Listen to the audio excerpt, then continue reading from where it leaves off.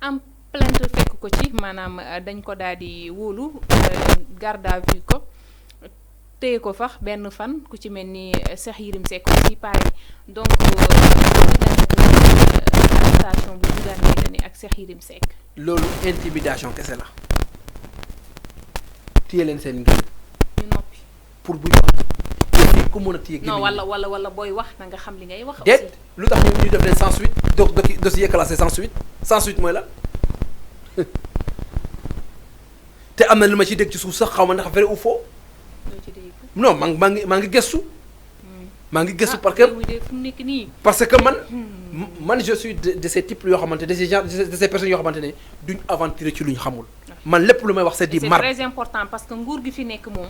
non man jubandi la ñu woote képp ku looy wax. non déglu ma man faalewu ma seen jub. non si. non déglu ma parce que tu sais Zeyna commissaire Keita dafa commenté. daal di ne du yoon commissaire Keita dañ ko war a libérer du yoon. lu waay di wax daal nay leer. ma ne ñoom ñoo fi daq wax lu leerul. bu leen neexee ñoom moomee vent. ah ma ne moomee fii kenn moomee vent xam nga vent kan moo ko moomee. c'est la justice. man li ma gëm damaa gëm ne suñu juges yi ils sont autonomes et indépendants te personne ne peut les manipuler te muy Ahmed Suzanne Camara muy commissaire Keita ils doivent être libérés. moom dañ ko war a dégluwaat sax Ahmed Suzanne Camara. man loolu laa gëm instruction bu ñu leen yóbbu du noonu fa la grande lañ leen war a yóbbu juger la ñu ñibbi. man pour yow c'est toutes ces arrestations. c'est de l'intimidation et de c'est arbitraire. Kader Cheikh Yérim Seck Kader Bougane Gueye Dany Suzanne Camara. man ne déglu ma ñoom ñëpp luy dossier classé sans suite luy loolu classé sans suite mooy la ñëw nañ jàpp ngeen ko potame ngeen ko jéem ngeen ko humilier jéem ngeen ko intimider jéem ngeen ko won ne moom yéen a appauvant yéen pouvoir da ngeen koy xoxotal da ngeen koy toroxal da ngeen koy humilier. non dañ ko jox convocation mu dem wuy ji tranquillement.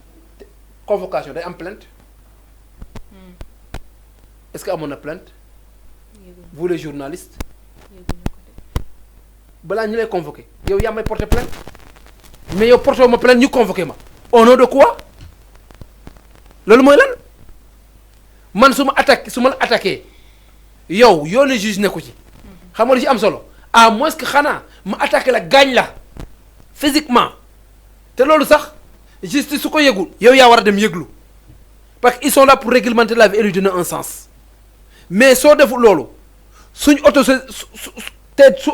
su waree am le procureur c'est le procureur de la République qui doit s'autosaisir parce que moom moo am habilité autosaisir te doo képp ko fi mënti woo nit muy cybercriminalité cybersécurité je ne sais pas dossier bi parquet lay mujjee su demee parquet ci procureur la jëm su demee ci procureur moo ci war a mën a autosaisir wala mu classé sans suite donc tey lépp lu ci am nañ c'est entre les mains du procureur de la République moom mooy xool jàngat càmbar li nga xam ne c'est recevable wala c'est irrecevable mais man li ma jàng foofu damaa jàpp ne fu ñu contesté ay écriture Xaadimu Rasul Cheikh Ahmadou Bamba Xaadimu Rasul attaque ay tarixa kooku di dox nu ko neex di dox ay soxlam di wax lu ko neex te dara fekk ko ki waaye premier ministre su waxee suñ contredire ay chiffres am ana loi buy te interdire premier ministre wax ñu interdire wax jooju ñu tëj la kaso ban loi moo ko couvrir fii Sénégal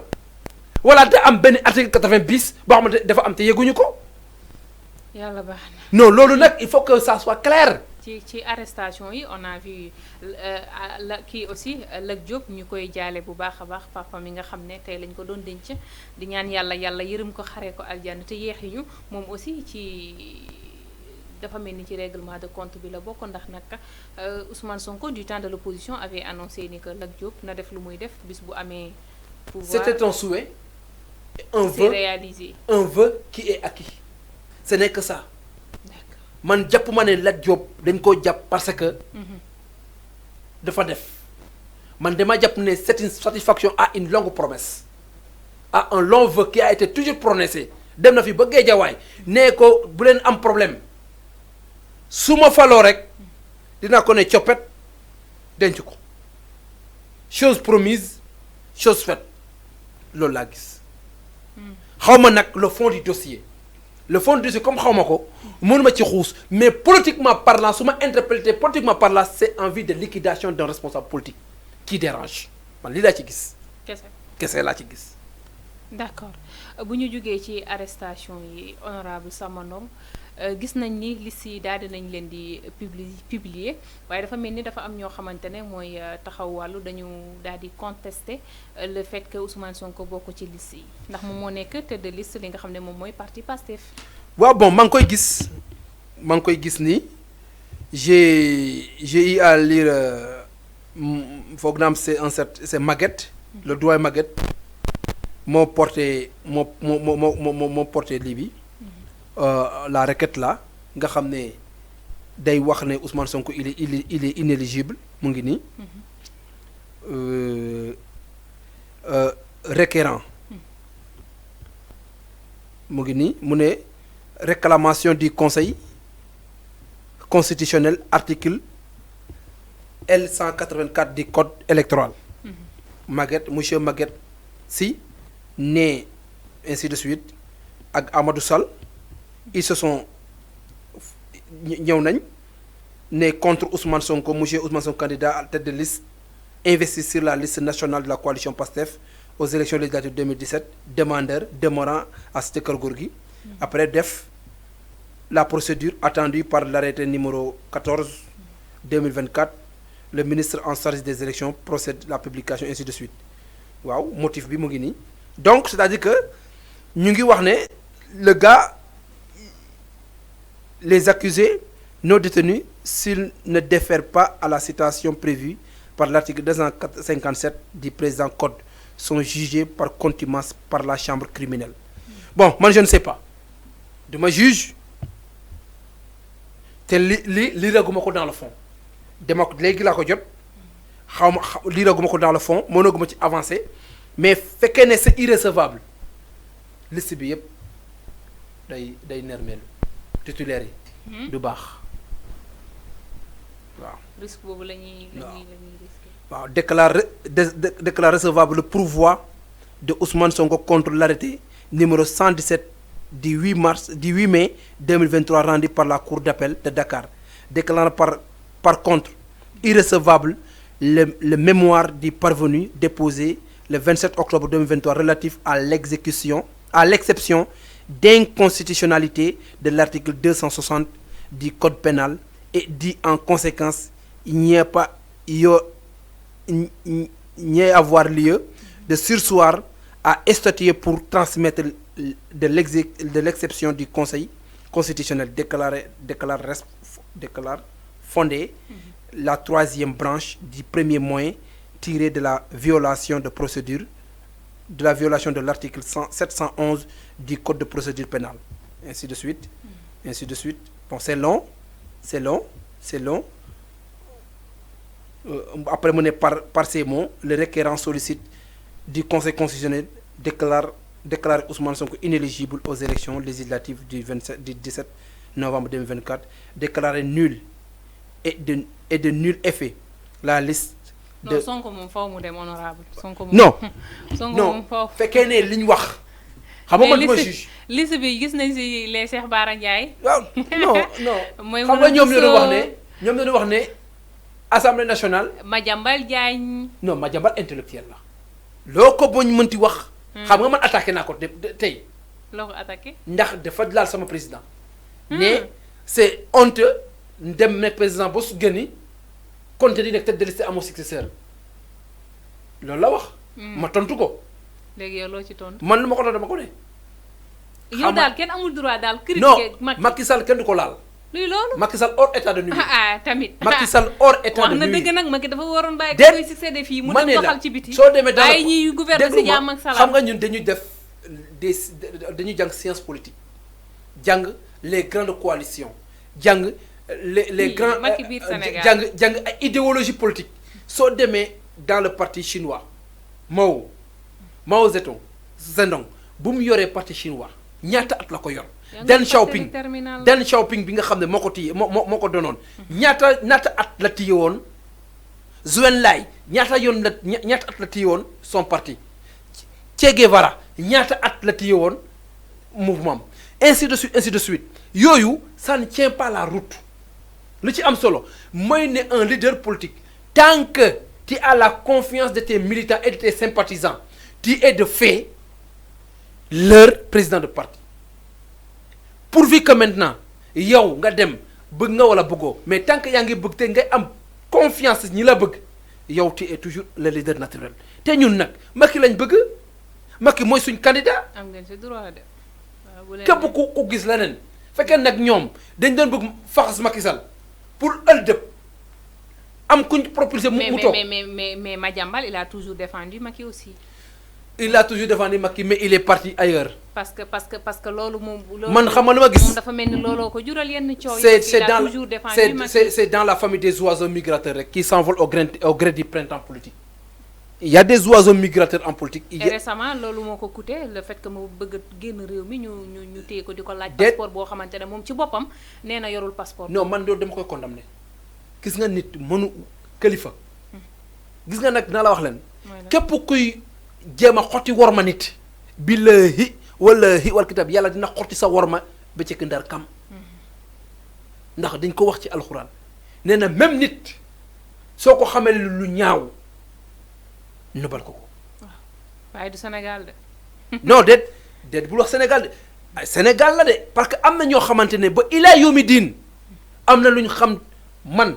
te duñ ko wax adduna mënu Musa Kawaane bool ma xamal nit benn melentaan bu ko mat sax muy wokkatu may dem ci benn ne dama ko gisoon melentaan mat ko muy wokkatu. parce que loolu éducation de base la et ça doit être le socle du processus de socialisation. de notre chère patrie le Sénégal.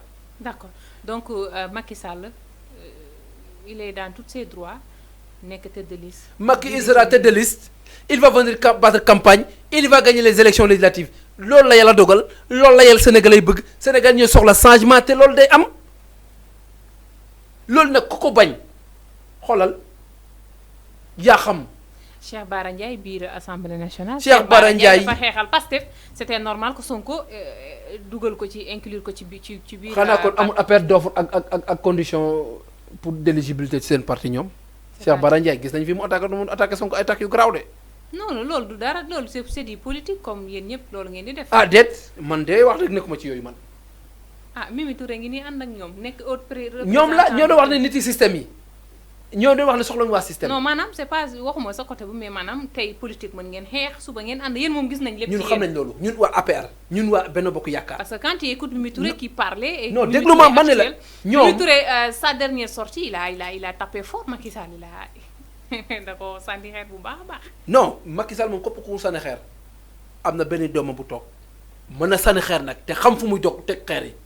te xam fu mu koy pointé. muy yow muy man aw ma ci nag xaj ak seen. du plus haut et jusqu'au plus bas du plus grand jusqu'au plus petit képp ku ci def égratignure Macky Sall dina la dagati. waaw. dawoo ci dara.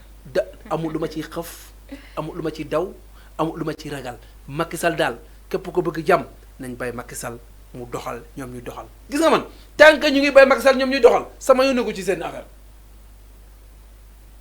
mais. Macky Sall moom saa waay qu'il le laisse en paix mu ñëw Sénégal ñu dem élection mbàccum gerte bi commencé xoolal ñu frustré yi marchand ambulant yi votel ko Touba Razia. non vous Macky mosul gagné Touba. mais cette fois dañ koy gagné de. non barke Cheikh Al Khadim Moussa ma la ko wax. il faut pas rêver debout quand même. non Touba moom xoolal nañ bàyyi noonu. non nañ bàyyi noonu. ba élection balaa cat di ci dugg nañ bàyyi noonu balaa cat di ci dugg. waa Touba de 100% la ñu votaloon Diomaye Faye. bañu ma ko de. ils ont beaucoup participé non Touba moo xam ne ñëpp xam nañ ne bastion électoral PDS la. waa Touba. te PDS daa ànd ak Macky fi mu ne nii. PDS ñoom la àndaloon élection présidentielle bul fàtte loolu. waaw loolu la ma ne mais actuellement. te actuellement ñu ñëw appauvant. si yaa ngi opération Wor Nombo ñoom opération Wor yoole lañ nekkoon ñu nekk opération Wor Nombo. te xoolal. ay le 27. le 27 duma ci wax le 17 autant pour le 17 novembre. duma ci mime duma ci wax dara son excellence Macky Sall say doom ak say militants ñu ngi lay xaar ci mbedd mi xoolal ñëwal dérouler on gagne les élections haut et fort sans tambour ni trompette xeexuñ xulawuñ saagawuñ ndax ñun yarewoo ñu loolu d'accord respect rek gis nañu Barthé aussi nekk tête de liste mais mu nekk un défi à relever parce que Barthélémy Dias bi mu nekkee maire de Dakar tout li ñu mës a wax li ñu mës a maanaam wax sénégalais mooy que Ousmane Sonko moo ko fal comme tey nu mu falee Diomaye donc est-ce que tey du défi la war a relever. xam nga nekk tête de liste xam nga dañoo war a bàyyi wax ne nit moo fal diw gis nga maanaam